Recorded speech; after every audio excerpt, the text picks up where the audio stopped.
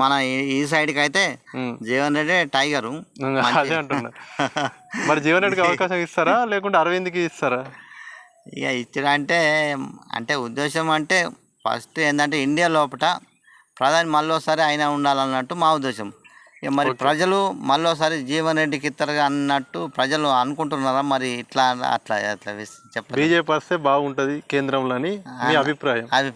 ఇప్పుడు అరవింద్ ఎంపీగా ఉన్నాడు కదా ఇన్ని రోజులు. అవును. అరవింద్ ఎప్పుడన్నా మీ ప్రాంతాల్లోకి వచ్చి మరి ఏమైనా సమస్యలు పరిష్కరించి ఆయన ఏం చేయలేడు.